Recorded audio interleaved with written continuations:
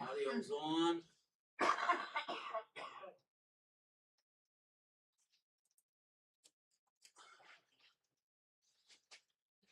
How we doing, guys?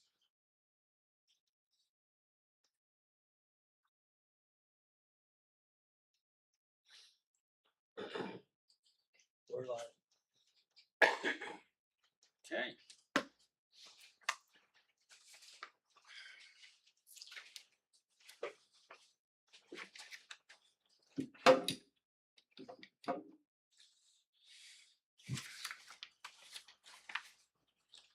Did everybody get an information sheet that's back there on the table?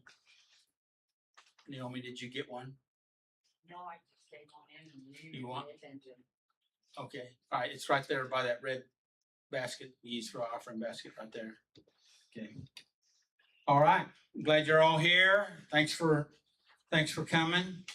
In case you're wondering why it's a little warm, the battery was out of the thermostat. Willie fixed that for us, but it's starting to cool down pretty good.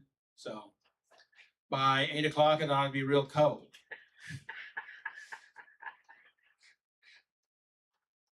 Robert thought it was funny. So, anyway, but you said it was 73, 74 right now. So anyway, it's getting there. It was 80 some. So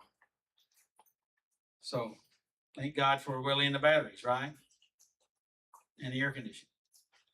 All right, tonight, thank you for being here, and thank you out there in internet land. I'm Doug Wilkerson with Saturday Night Live Life Recovery. That's where we come together and work on our recovery of our life and try to bring some emotional regulation and some physical regulation into our life and get a hold of things and begin to start eliminating some of the chaos or chaos. Let's just let that is a plural. So we eliminate some of the chaos in our life, and then the more chaos we eliminate, and then the more peace and regulation we get, then the better our life gets. And it's a process. And Tommy was telling me about a big thing that's happened in his life that's taken 18 years or so to come together. But anyway, I won't talk about his stuff. But anyway, sometimes it takes a while, but it's coming. So tonight, what we're going to be talking about is the fruit of forgiveness. Last week we talked about, what did we talk about last week? It was about forgiveness. Forgiven to forgive. Yeah. And so tonight is going to be talking about the fruit of forgiveness. And I think, again, it's really good. I've got a sheet full of stuff. And since we talked here a little bit before we started, I may not be able to go over it much, but let's get started on the question. The question is, what does the fruit of forgiveness mean? And Tommy's going to read that section for us. Real loud, Tommy. The fruit of forgiveness is the evidence that God has been changing our hearts. Wait a minute. Evidence? That God has been changing our hearts. Does anybody have seen any evidence of, that God's been changing your heart? Hello? Yeah. Mm-hmm. Okay. Well, if you recognize that God's been changing your heart, and evidently He has, or you wouldn't be here, I would say, what would you say? So that's some evidence. Okay, so evidence that God is changing your heart. Go ahead, Tommy. Just as healthy fruit grows on a healthy tree, forgiveness produces visible spiritual fruit in our lives. Forgiveness produces visible spiritual fruit in our lives. That's a good thing to know, wouldn't you say? Yeah. And it's fruit that grows because we are operating in forgiveness. How many would like to have some of that fruit in your life. All right, so we're heading in that direction. Go ahead, Tommy. Forgiveness doesn't mean. Okay, we're starting with redefining, and we're starting off with forgiveness doesn't mean. Go ahead. Pretending the hurt never happened. Pretending the hurt didn't happen. Excusing sinful behavior. Excusing sinful behavior. Trusting someone who remains unsafe. Trusting someone who remains to be unsafe. Remains unsafe. Had anybody ever had a problem with that? Yeah. The rest of you are lying. Okay, go ahead. Moving on consequences. Forgiveness is not removing all consequences. What does that mean, Tommy? Well, it's just inevitable for some things to happen because they're gonna happen. You can't just say that I'm forgiving the situation and expect the next steps to be perfect. So we got It's not always gonna be perfect. we can be forgiven, but then we still have to deal with the stuff. Yeah. Still consequences. Okay, all right. Depending on what the situation is. Yes, John. If you remove consequences, you'll just keep doing what you're doing. Mm-hmm. Say it again. If the consequences are removed, you'll just keep doing what you're doing and never getting better, never change. Give me an example.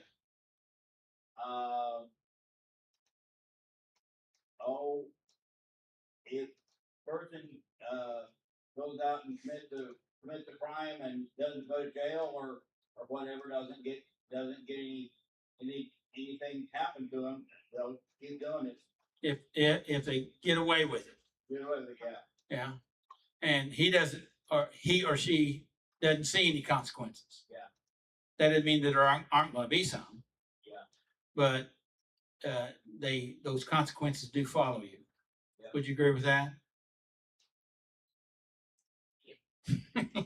Okay. So thank you, John, for that. Yeah. Did you have a comment on that, Tommy? No. Okay.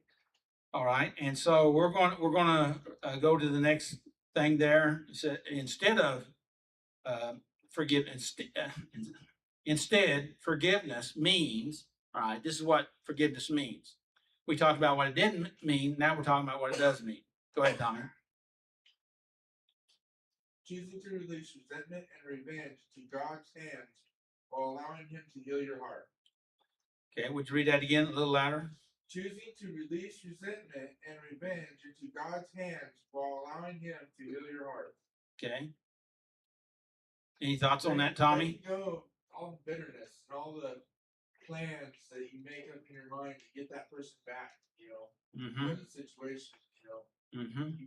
you release that to God's hands. Vengeance is God's. Mm-hmm. And if there's anything that needs to happen, God will take care of it. Mm-hmm. Instead of me thinking I run the situation. Yeah, the story wrapped around that. No, Okay. really, I probably do, but Okay. All right. So if we held on to that resentment and revenge, how does that work out in our life? bitterness. It sabotages our life. We can have bitterness, right? Yeah. And that separates us from all the good things we really want. Would you agree with that? Yes. Including God. Okay. Won't you go to the next line? When we forgive, God begins producing fruit such as. So when read that again, but a little slower, please. When we forgive, God begins producing fruit such as. What does that mean? He starts pruning our lives, taking things away from us that we don't really need. We're willingly giving Him the things, but He's taking them. Yeah. He's changing them for better.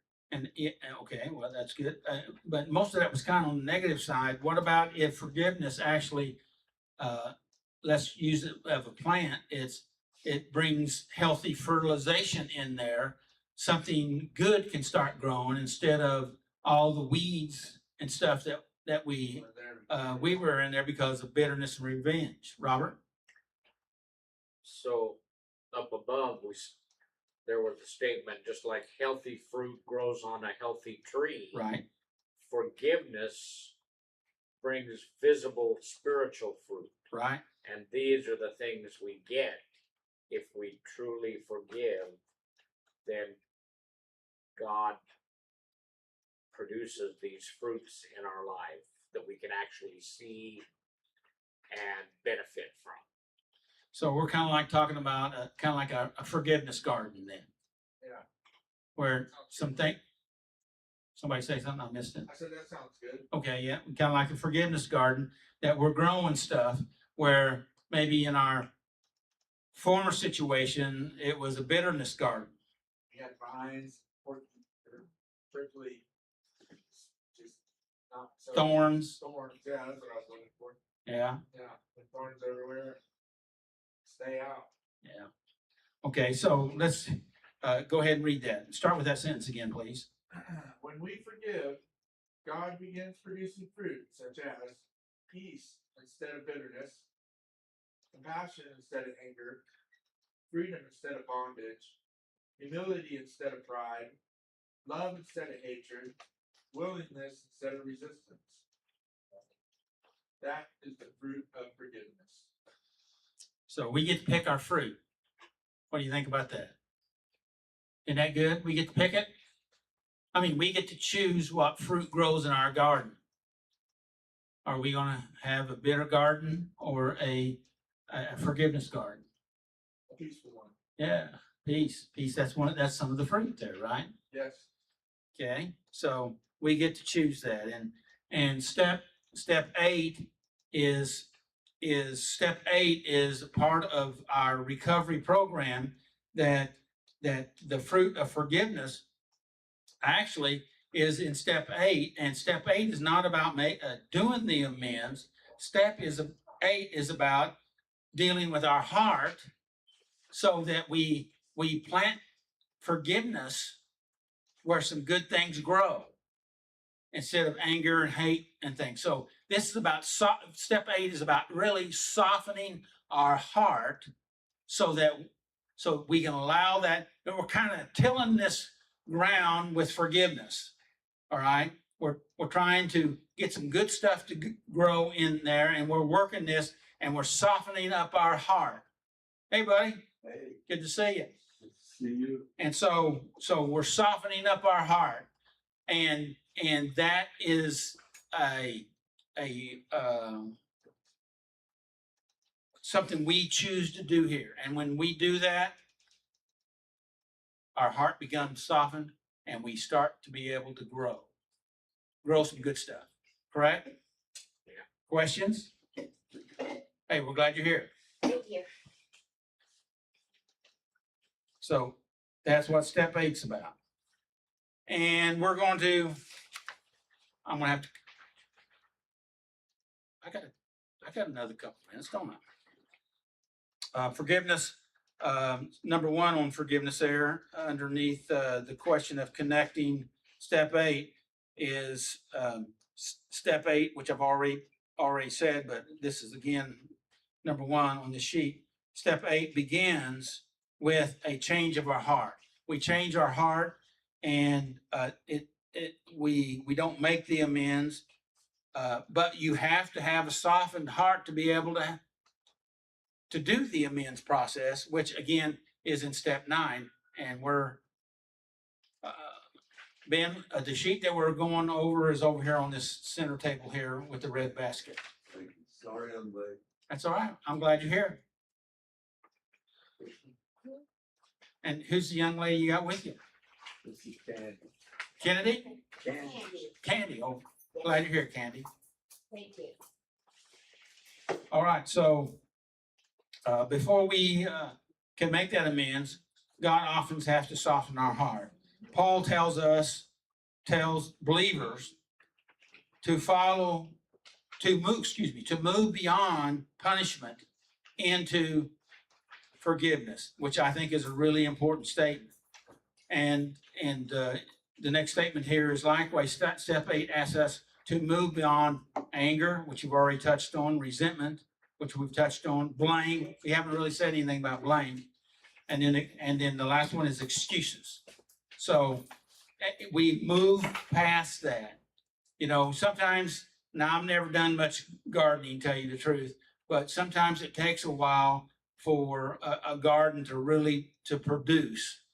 And I mean, sometimes it, you know, it'll do a little bit maybe in the first year, but it takes a while to get the soil going and things to grow and figure out how you need to kind of work it a little bit and learn how to develop that. And so we are in the process of allowing forgiveness to work. Number 2 here, and then I'm going to stop on it after this one. So, number 2, with the connection of step 8, forgiveness doesn't always restore every relationship. Okay. It can help. It gives us the best opportunity. It puts it in the right soil where it could be, but it doesn't mean that it has to. Okay. Some people remain unsafe. That means they don't want to get better. Does that make sense? But everybody here wants to get better. Yes. Out in video land, you all want to get better. Yes. But there are other people that may not be ready yet to get better. Would you agree with that? Okay. So some have died. Okay. So you can't restore those relationships if they're dead. All you can do is deal on your side of it. And that's really what recovery is all about, is that we take care of our heart. We change, we heal our soul, so to speak. And then as we do that, it affects everybody around it. Doesn't mean they have to have a positive reaction, but you open up the door where there's a greater possibility.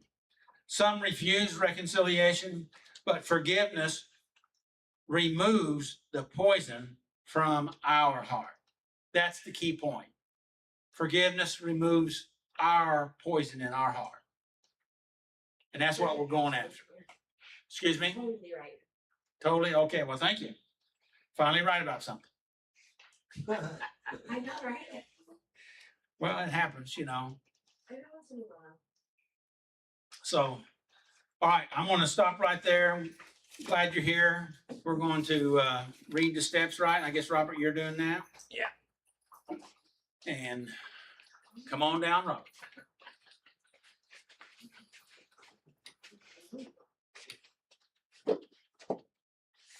Twelve steps. Step 1, we admitted that we were powerless over our problems and that our lives had become unmanageable. Step 2, we came to believe that a power greater than ourselves could restore us to sanity. Step 3, we made a decision to turn our wills and our lives over to the care of God. Step 4, we made a searching and fearless moral inventory of ourselves. Step 5, we admitted to God, to ourselves, and to another human being the exact nature of our wrongs. 6, we were entirely ready to have God remove these defects of character. Step 7, we humbly asked God to remove our shortcomings. Number 8, we made a list of all persons we had harmed and became willing to make amends to them all. 9, we made direct amends to such people wherever possible, except when to do so would injure them or others. 10, we continued to take personal inventory, and when we were wrong, promptly admitted it. 11, we sought through prayer and meditation to improve our conscious contact with God, praying only for knowledge of His will for us and the power to carry it out. 12, having had a spiritual awakening as a result of these steps, we tried to carry this message to others and to practice these principles in all our affairs. And then back to number 8, which we're on tonight. We made a list of all persons we had harmed and became willing to make amends to them all. Thank you.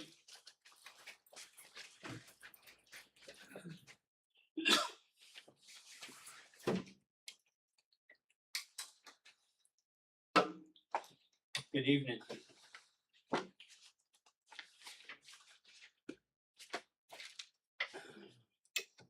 How y'all doing tonight? Good.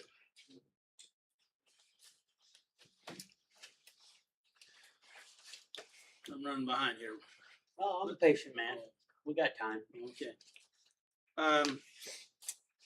Let's start off with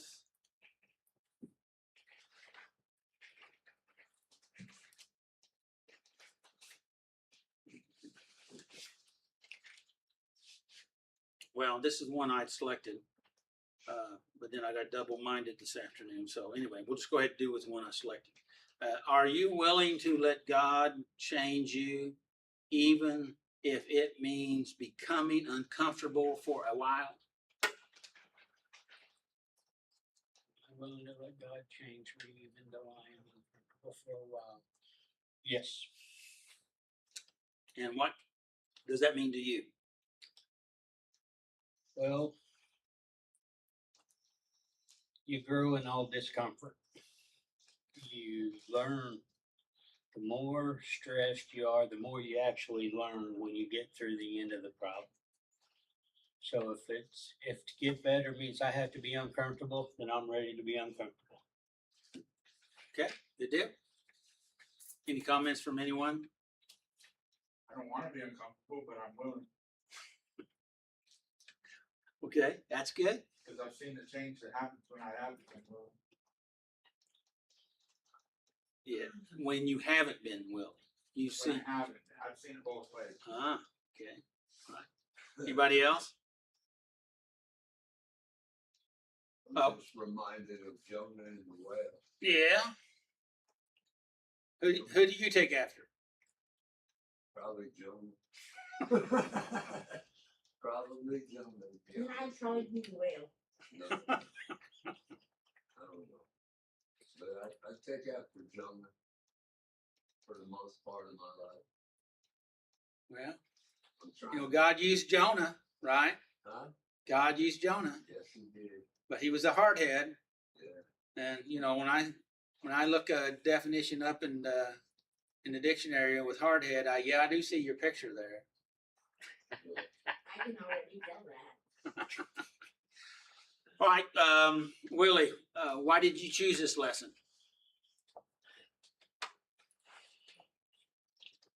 Everybody could use forgiveness. So if you know what you can be, that ain't the way I'm gonna say that. If we're gonna be forgiveness, shouldn't we know what fruits we're looking for? Good. All right, We'll keep it simple. go ahead. You can begin. All right. Step 8, fruits of forgiveness. Bible reading comes out of 2 Corinthians 2:5 through 8. We made a list of all people we were harmed and became willing to make amends to them all. Some of the things we have done have earned us disapproval and possibly loss of love. Do you agree with that or disagree with that statement? Oh, I agree. We've done a lot to disappoint everybody, and a lot of it, you know, you can only disappoint them so much before they say, "Hey, I can't take no more," you know. And usually that's how far you got to go before you start to realize, "Hey, I'm the one that needs to change." Okay, good. Go on. We have found that some people love us only if they can approve of our behavior. We may have struggles with bitterness towards them because they feel as if they have been trying to punish us. Do you agree or disagree with that statement? I agree with that. What are your thoughts?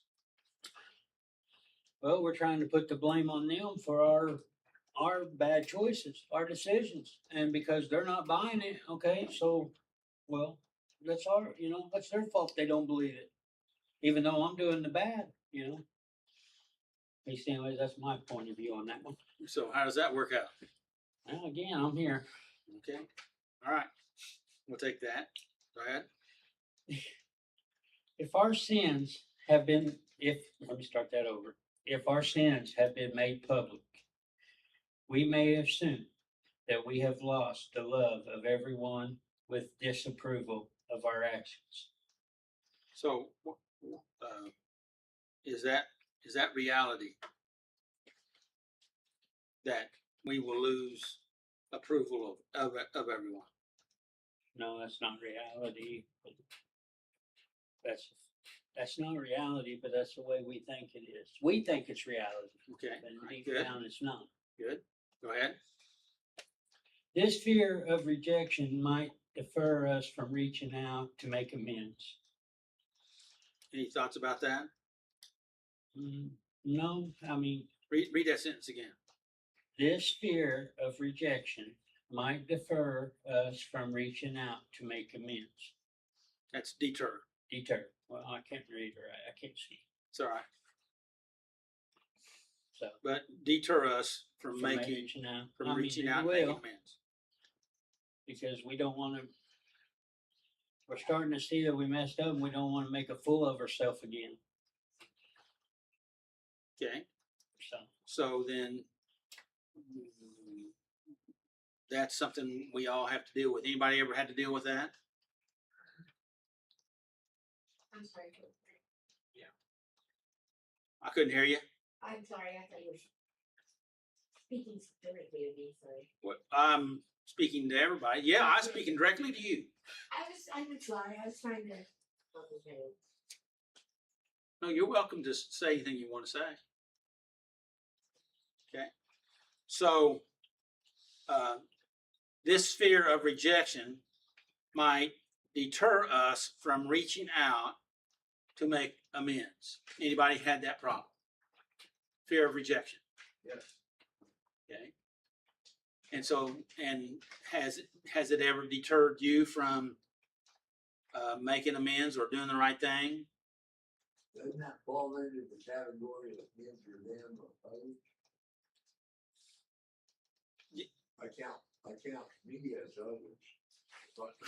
Well, you are another. Yeah, I agree with that. some of the people I've dealt with in life, some of the crap I've done, it's like, I understand why they're not forgiven. That's true, but we're talking about fear. We're talking about our fear of being rejected. So, and you have an interesting point there, Ben. And what if they don't take my amends, what if they're not willing to accept it? That's, to me, I'm kind of hypersensitive, so that's just gonna break my heart even more. Yeah, Because if I count somebody as a friend or somebody I talk to, and they can't understand, then they really weren't my friend to begin with. you have a point there. So what? So what's the alternative then? Huh? What's the alternative then? The alternative is to just let it be. Just not try to make any, not to grow. Well, it's not to grow, it's not to cause any more harm. Right. Well, we don't want. Yeah. We're not interested in causing harm to others or ourselves. Yeah, But not growing is causing harm also. true. Right.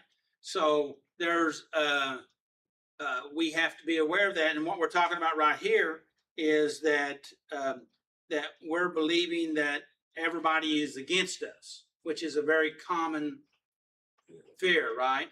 And so the statement here is that this fear of rejection might deter us Oh, yeah, from reaching out to make amends. yeah. Okay? And that's really what we're talking about here. We're not even talking about doing it. We're saying the reason why it could cause us not to do it. Okay.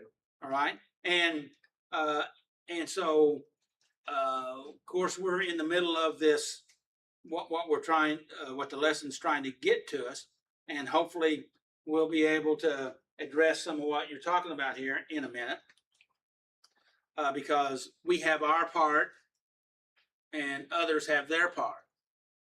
They don't And- realize we're supposed to clean our side of the street. Right.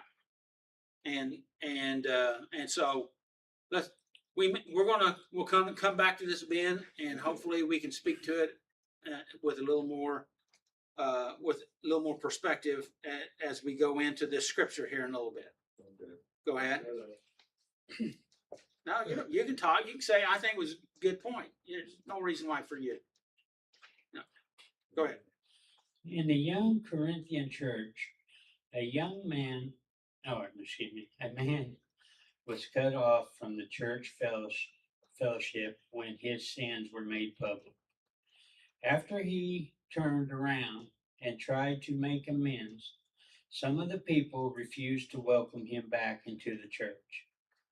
Okay, and then Paul addresses this. Okay, earlier in 2 Corinthians in the first chapter, he told them they needed to deal with this problem, and they did. But now he's in the second phase of it. Okay, and this is what this next scripture that he's going to read talks about. Go ahead. The Apostle Paul told the believers in 2 Corinthians 2:5-8, the man who caused all the trouble hurt all of you more than he hurt me. Most of you opposed him, and that was punishment. And that was punishment enough. What does that mean? That means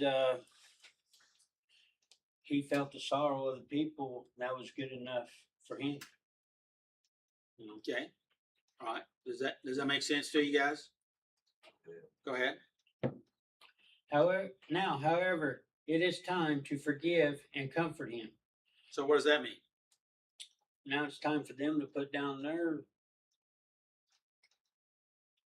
feelings and do what's right. Well, Or- they disciplined him because of what was going on. In fact, he was a serious sin, and he was sleeping with his dad's wife. Oh, Okay, from what some say that was going on there. So it was, in fact, I think it was the Amplified that says that, I believe it was, said that, even the Gentiles didn't look favorable on that type of behavior. Okay, or maybe they said pagans, which would be the same thing. And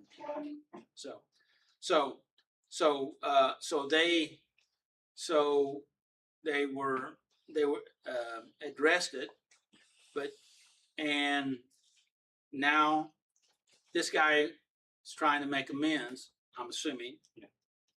And then Paul saying that opposing him at the time was enough punishment. Go ahead. Now, however, it is time to forgive and comfort him. Otherwise, he may be overcome and discouraged by discouragement. So I urge you now to reaffirm your love for him. Okay. Any thoughts?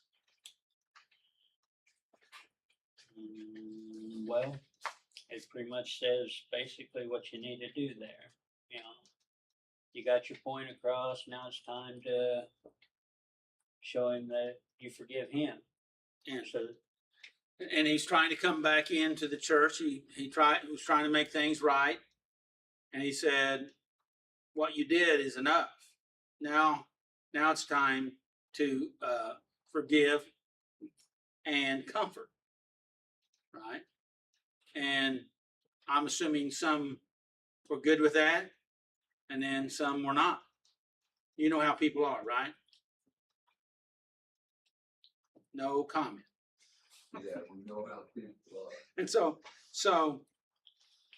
but Paul was saying, if you don't do that, then you could possibly discourage him to the place where he might turn away. And who wants that? What was the purpose of the whole thing, right? Purpose was to get him turned around and steered in the right direction, correct? Right? But if you continue to punish him, you're going to push him further and further away. And the object was to get him turned around in things. Does that make sense? Yeah, I know there are some right fighters that just want to keep doing that, but chances are, I'm thinking about whether I should say this or not. Chances are, they probably have their own personal issues. Yes. If you know what I mean. Yes, Robert. The right fighters, I mean. I think the point that we really need to emphasize here is this exercise is more for us than the other people. If we are willing to if we're willing to go to someone and try to make amends, and it doesn't always have to be something physical, because most hurts are emotional or hurt feelings or whatever. But if we take that step and say, look, I know I hurt you, and I've really been making efforts to change my own self, and I feel like it's my obligation and desire to show you that I'm changed and that I would like to ask for your forgiveness, then it's up to them. We've done what we're supposed to do, and we should feel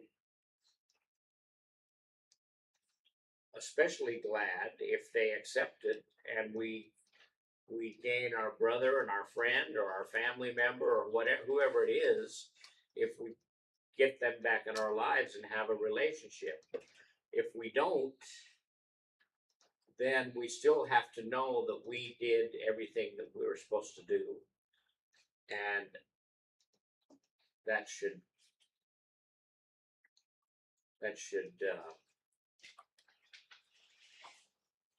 make us feel better about ourselves.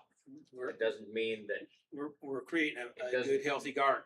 yeah, and it doesn't also, at that point, if they say, no, I don't forgive you, I say, well, okay, I understand.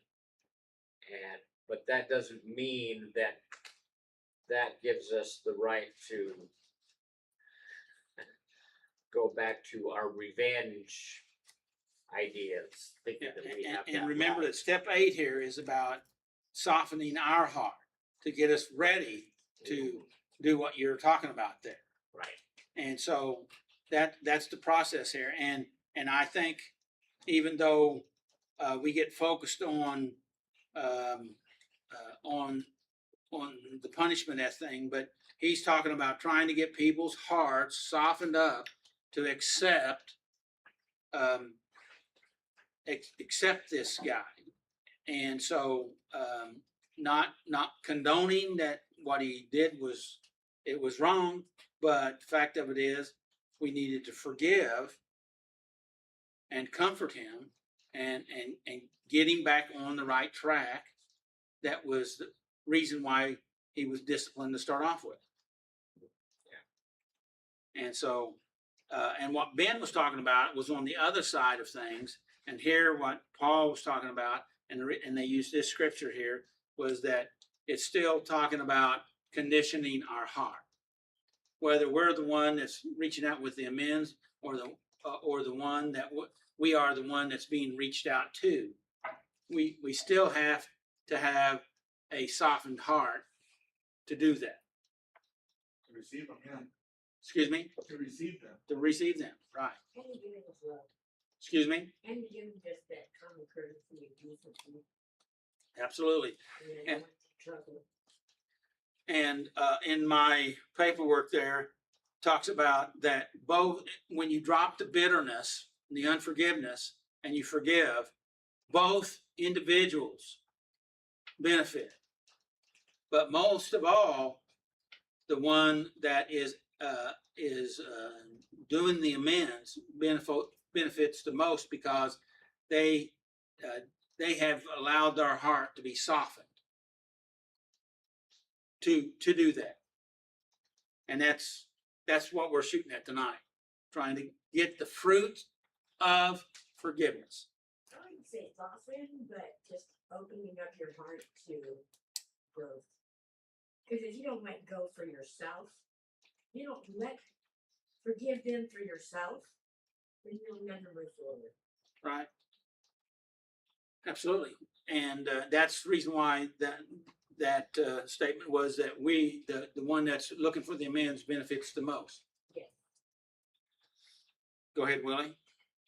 Some people will follow this advice and reaffirm their love for you when you go to them. There will be some people who will respond with forgiveness, comfort, acceptance, and love.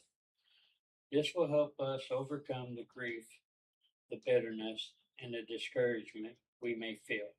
Okay, wait, before you wrap it up there. So it's saying that there's gonna be some people that won't, but there will be some people that will. And the people that will really help you. Isn't that true? Because what do we say in our head? Well, nobody will forgive me. And the reason why we do that is because we haven't really forgiven ourselves yet.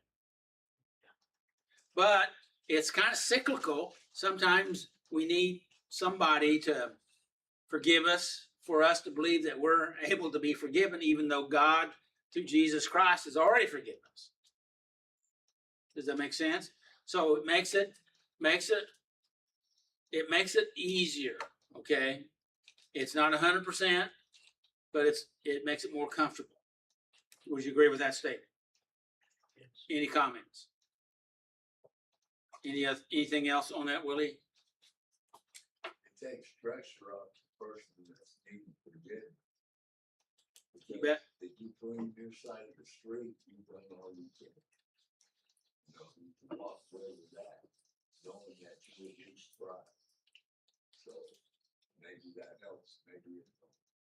Yeah, and it's up to them whether they accept that or not. But the thing of it is, we're still trying to grow that fruit of forgiveness, that softening of our own heart. Whether they're ready to do that or not, that's not up to us. That's up to them. But that doesn't mean it won't happen later. Okay. But we're trying to soften our heart and build that forgiveness garden that we were talking about earlier. We're addicts, we want what we want, when we want. So we expect that a lot of us, for myself, I can't speak for anybody else. But if I go to somebody and ask forgiveness, I want it right there. Doesn't mean it's gonna fall that way. I don't want, well, let me think about it, or maybe later, you know, either right there, or none at all. I'm kind of like that. Yeah, and that's the reason why we have to have the softening of the heart, to know that they have a right to choose whatever they choose. Yeah. And I should continue to respect them, even though they may not choose what I want. And of course, we're talking about Yeah. step 9 here of doing the amends, but that's part of the hard part of the process. And if our heart is soft, we know that they can, but they may not. Some will, some will not. And some are dead. Some are just, they're not ready yet. But that doesn't mean that they won't be or couldn't be sometime. but it's about your heart that we're talking about more than anything else right now. Last So sentence. Oh, no, wait a minute. Go ahead. So if forgiveness, I'm supposed to be forgiveness, why am I worried about if they're gonna accept it right yet? This is to help my heart. That's So true. as long as I did it, why should I be concerned with the fact that, oh, they didn't accept it, so I'm gonna be, why should I even do it anymore? Can't take it back. I mean, once I done give it out, that's for me. What's in my heart's gonna come out my mouth. Yeah, but I think at the same time, people will take you forgiving them and run with it. What does that mean? Run with it. Do anything they can to possibly bring you that much further down. Okay. So they use that against you. Yeah, Okay. Well, which is possible. Okay. But Willie's statement is basically what? Say that again, Willie. Why would I be concerned with them accepting it at this point if this is to help me get ready? That makes sense. I do not have to worry about if they accept it now, because I am just trying to be prepared so that I can accept their response later. Which is true, but we humans, we like you said a moment ago, addicts want what they want when they want it, and so we're in the beginning steps of softening our heart.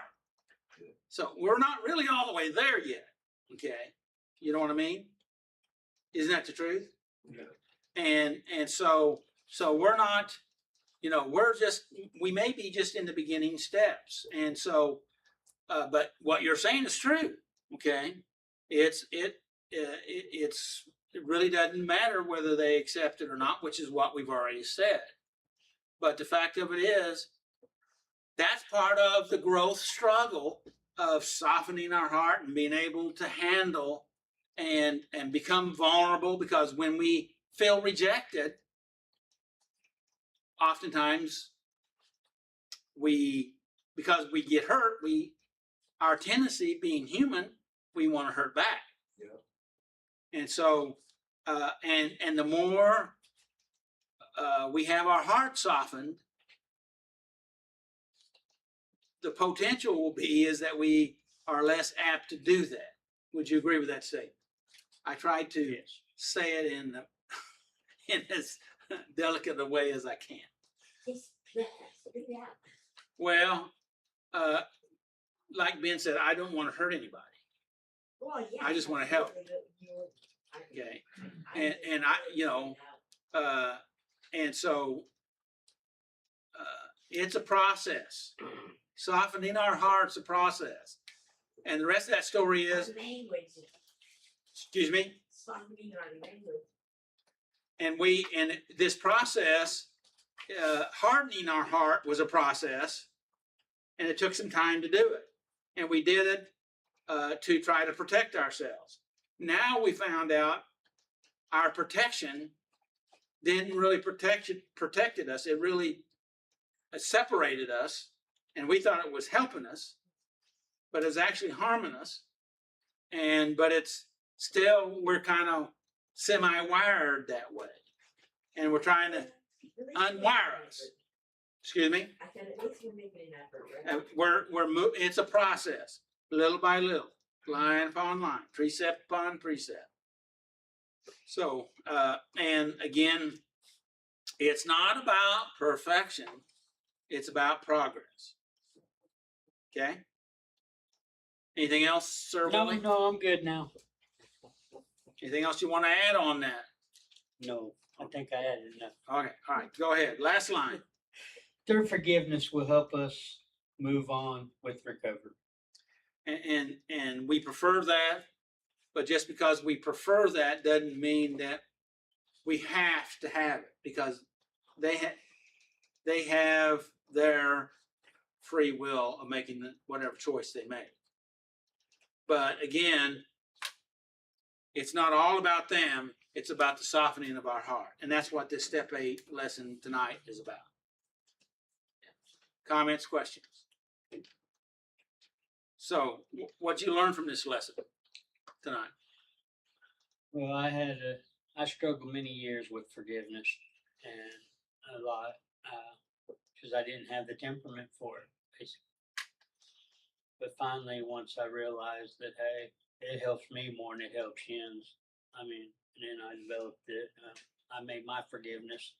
It's up to them now. It's like a game of chess. You make your move and they make theirs, and then each time the move gets a little easier until, you either win or you lose.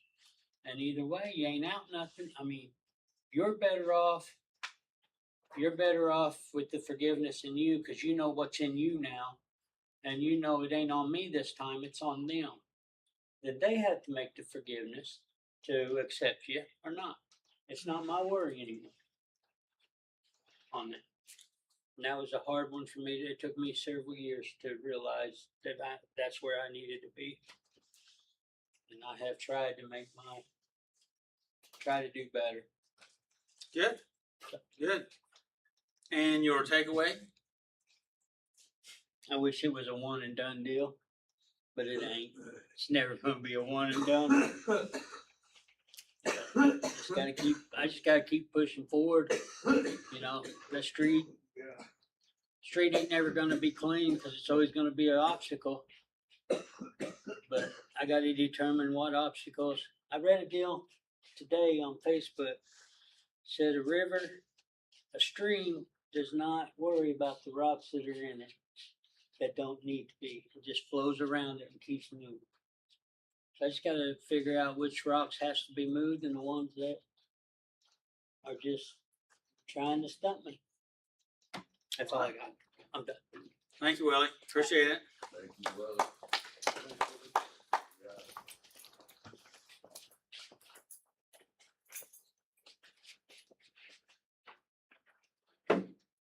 Hello, Lori. Hello, Doug. Thank you. So, I meant to talk to you before the meeting, make sure that we were synchronized, and I guess we'll figure it out as we go. We'll figure it out. All right. We'll figure So- it out. So, go ahead. We'll just let you Okay. begin. Is there anyone on my list whose behavior I do not approve of?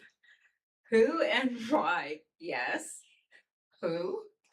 I refer to him as he who shall not be named. Why? Because he's an absolutely wretched person. And then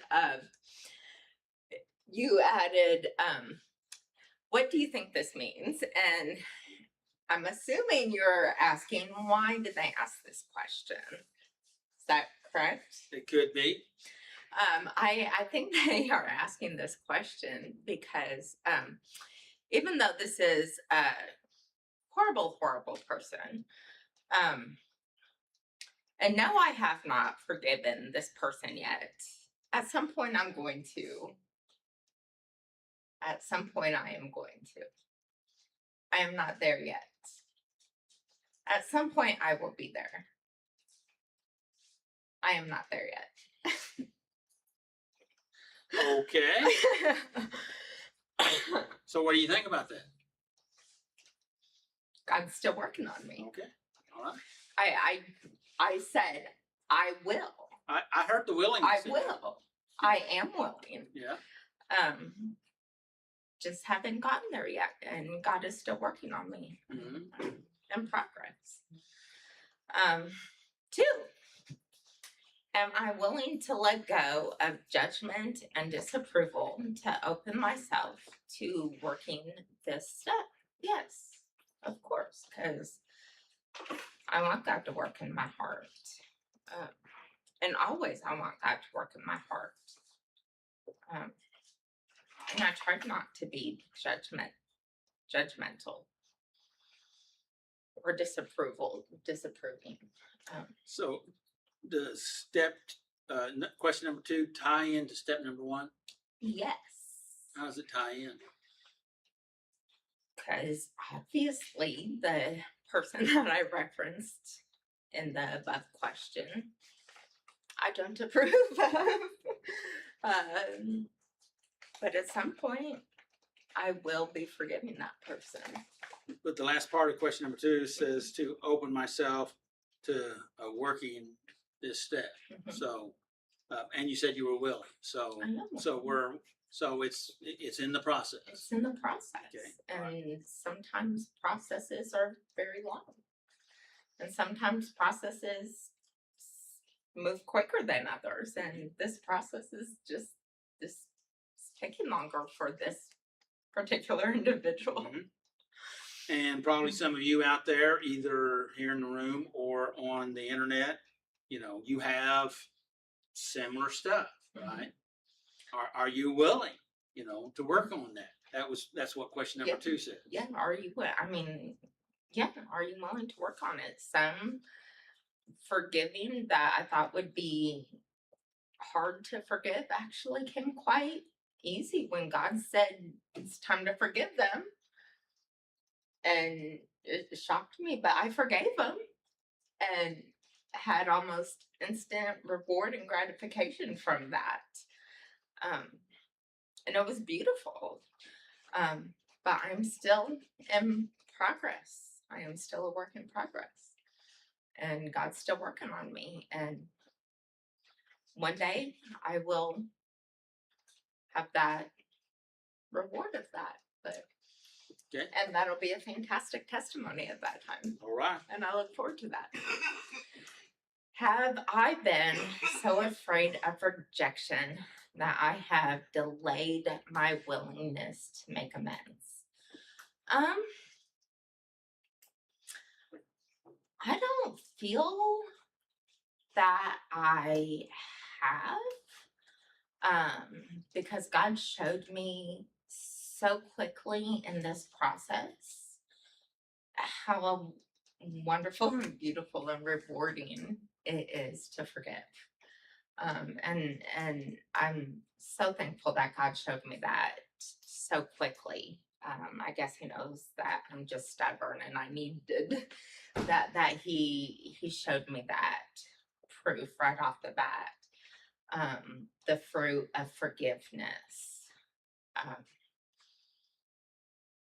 is so amazing right off the bat that it's worth it. That it's worth it. So, and now on to the Discussion questions. discussion questions. Let me get them opened up here. They're on your sheet, the discussion questions. In the middle of number 2, page 2, the backside. And Lori's going to go over those with us. Yeah, and I look lively, people. I'll be calling on you. Okay. What fruit has forgiveness produced in your life? Peace. Peace. Peace is my favorite fruit of the spirit. Is peace. There's nothing like it. So hands down, peace. Easy breezy. How about anybody in here? What? Acceptance. Acceptance. Good. Anybody else? What fruit has forgiveness produced in your life? Joy. Joy. Good. Joy. Anybody else? Go ahead, Lori. Why do you think becoming willing comes before making amends? Isn't that a great question? It's a great question, and the answer is you don't begin any process without becoming willing to do it. There's an old song, I don't remember who sings it, about black and white turning to gray. It's a slow fade when the black and white turns to gray. Do you happen to remember that one? It's from like 20 years ago. To my knowledge, I'm not a music person. You act like he's old. No, I said the song is old. And it's true. So if you were to say steal from Walmart you don't even consider, a normal person wouldn't even consider that. But once you consider it, you have to start thinking and planning before you do that. And then, like in the original discussion, if you don't get caught, there are no consequences. And then you think on it more. And you can go from pocketing a chapstick, no consequences. You think on it more, then you can do something bigger and bigger. And then eventually there's going to be consequences. Okay. So you're not willing to do anything until you start thinking on it and pondering on it. And that's the willingness. And then you become willing to do it.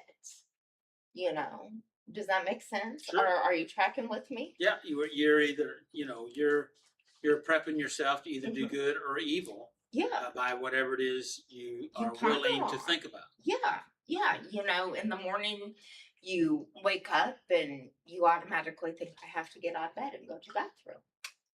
You know, you're gonna do what you think about. Right? I'm It's true. assuming, Yes. you know. Whatsoever a man thinketh in his heart, so is he, Right. So according to Proverbs. And you Right. think there until you are. yeah. So you can't do it until you start thinking about it. And the more you think about it, and the more you ponder on it, and the more you pray about it, the easier it's going to be to happen. So it's not going to happen until you start preparing for it. But some people will say, well, I'm supposed to make amends, even though I'm not doing it because I want to. I'm just doing it because they say I have to. Well, then that's the people who are just ticking it off their to-do list. That would be why. They're not really getting the benefit of the process. No, they're just Right. making it off of the to-do.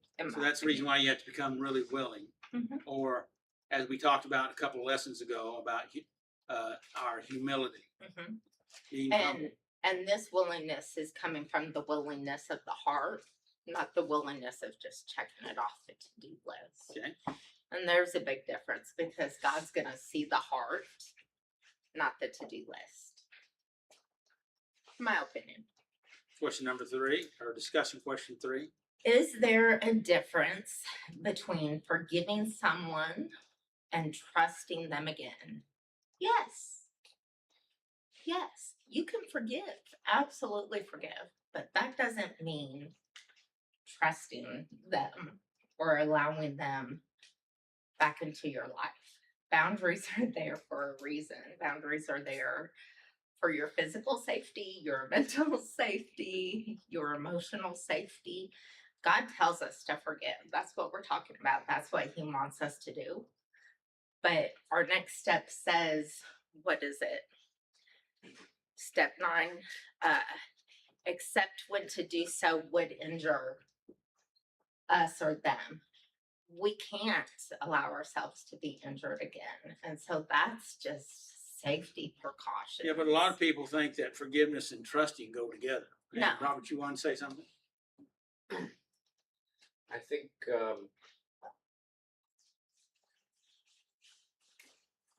in my own case, just as an example,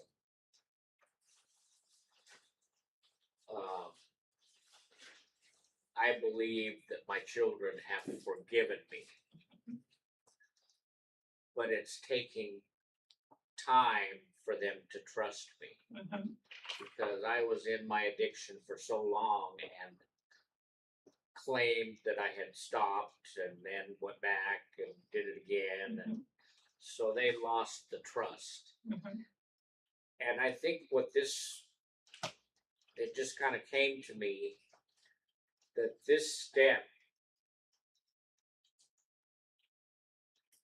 it's becoming willing to forgive, willing to make amends, requires that we take the step of forgiving someone so that we can understand how when we ask someone for forgiveness or when we make amends to someone that we've hurt, either financially or physically or whatever, we can understand how they might have a little hesitation, and they might say, yes, I forgive you. And we need to understand that that doesn't mean that they're gonna trust us enough to loan us money again, or something like that, you know what I mean? Yes. So we kinda have to, that's why we're talking about forgiveness now. Because we have to practice that. Good. So we can understand what we're asking others to do. Yes. Yes, yes. I mean, are we clear on this end? Well, I Good. want to say one thing Yes. about what Robert said, which is really good things that you're saying there. And that is that we also, going through that forgiving process ourselves, we need to recognize how important and how valuable their forgiveness really is. We need to appreciate that and value it, Right. not take it lightly. And so I wanted that. Did you have your hand up, Brandon? No, just. You know, with me, the person I need to forgive, physically assaulted me, many times. I need to forgive him for that. But there's no way I could ever trust him, nor would anybody in their right mind expect me to or want me to. As a counselor, you would never tell me to trust him again. There's Or trust I is something would that has assume- to be, is something that is built. Right. Excuse me? Yes. Yeah. Yes. And it's a process. Yeah. And so, simplistic trust, we grew up as an immature person and we had simplistic trust. We just gave that away, Mhm. but after a while, trust has to be earned. Right.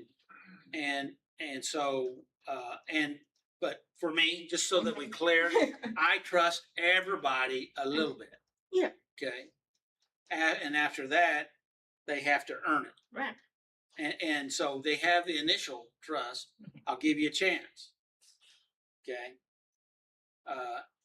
Sometimes I even give you a chance against my better judgment. But Right. And after that, it's what that person does. Yeah, it's up to them whether they have earned the right to keep it or whether they have earned the right to lose it. It's their choice. So Now, in my earlier years, I didn't trust anybody. I just automatically didn't trust. Right. So forgiveness is good. Trusting, use caution. You don't have to use caution. Pray about it. How about that? What keeps people from forgiving? Fear of not being forgiven back. Y'all, what keeps you from forgiving? I think we've talked about this all evening. Anybody have a response? Anybody? What causes you to not forgive? Thinking they might take forgiveness as giving them free reign to do whatever they want to you. That's a good one. Still, Past hurts. Because of the past hurts? Yeah. And because you're thinking it'll happen again? Yeah. And that's, those are all things that we're talking about tonight, right? And have you noticed, I haven't told anybody to do anything, right? Except I would encourage you to grow, right? You don't have to grow, but if you don't, how's that going to work out for you? Go ahead. I can agree. How does unforgiveness affect our relationship with God and others? It's just gonna be there. God tells us to forgive, and if we're not doing what God tells us to, it's gonna just be a wedge between us and God. You're not gonna have a clear path to God until you deal with the issues that God's put before you to ask you to deal with.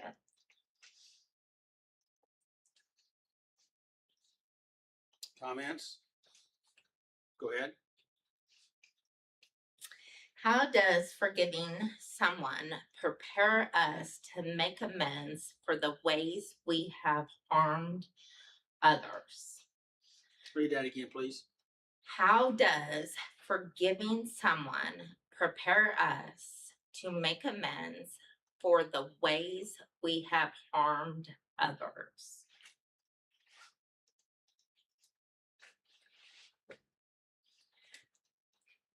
Forgiving. So when we forgive someone, it's beautiful.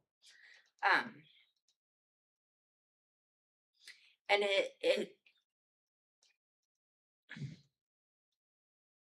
I'm thinking here about when I had my heart change. It lets you, it frees you. It just frees you. And it makes you want to give that to other people. Well, Jesus said that he came to make us free, right? Yes. And walking around with bitterness and resentment is not freedom. And it makes you more willing to go to others and set things right once you've had that forgiveness. You're more willing to, just because of the freedom and the peace that I felt at that moment. Any comments from anybody on that? I was gonna say you gain compassion, Yes. but then I noticed it's in the very next question. Well, that's a good thing, yeah. And yeah. What would change in your life if God replaced bitterness with compassion? So much, your attitude, just your whole countenance would change almost. Just the knotted up that technical, someone agree with me, tell me they know that knotted up of the bitterness and the knot in your stomach of all the grief and the bitterness, and when you give it to God, it just goes away and you have the peace and the calm that is God's intention for us. So what would change in your life if God replaced compassion with, we take the bitterness and replace it with compassion? Probably be connected with some people. Introducing to some people that you never thought you'd know. Good people. Good. Anyone else?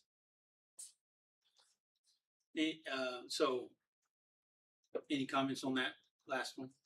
But you trust that the good people out there still sometimes, you know, you focus on this, the mean and the bitter. Yeah, some of it can be chalked up to perspective. How you look at the world, how you treat it, is a lot to do. Yeah. We see what we're looking for. Yep. It's fine. So Lori, thank you for going through that. So Yep. The last questions for you is, what did you learn from this lesson? Forgiveness, good. Okay. And your takeaway? God's not done with me yet. Okay. Still working on it. Still excited about it. Thank you. Yep. I've asked Tommy to come up here and read the next item on there, on our sheet, the key takeaway. And I was going to discuss our up above that, the practical applications. And I'd suggest everyone to look at the practical applications, those questions there. They're really good. And so, but I'm gonna let Tommy finish this up tonight here on reading the key takeaways. The fruit of forgiveness is, hello everybody. Hello, Thomas. Hi. The fruit of forgiveness is the evidence that God is transforming our hearts. As we release resentment and receive God's grace, we produce peace, humility, compassion, and love. In 2 Corinthians 2:5-8, Paul shows that forgiveness is meant to restore rather than destroy. That same heart is essential in step 8. Before we can sincerely make amends, God first makes us willing to produce the fruit of forgiveness within us. That's what we've been talking about all night, right? Yes. That's essential. Good. Go ahead. The theme verse. The theme verse for your step 8 lesson. Now, however, it is time to forgive and comfort him. So I urge you now to reaffirm your love for him. 2 Corinthians 2:7-8 NLT. This passage beautifully captures the goal of step 8, a heart transformed by God's grace that is willing to forgive, seek restoration where possible, and bear the fruit of Christ's love. I like that statement. Bear the fruit of Christ's love. Are you a fruit bearer of Christ's love? Any comments on that, Tommy? I've noticed as I've changed over the years that I've become more tolerable of situations before that I wouldn't been, and it's helped me to understand that love is better than all that. Good deal. So what did you learn out of our lesson tonight? And with my recent things that have happened, with my son reaching out to me and stuff, I mean, this whole lesson just been speaking to me, because it's like parts where it said overcome discouragement, and I've had discouragement for years because of it, and it brought me peace. It's Awesome. really brought me some peace. Congratulations. It's really cool. It's awesome. Yeah. Final word.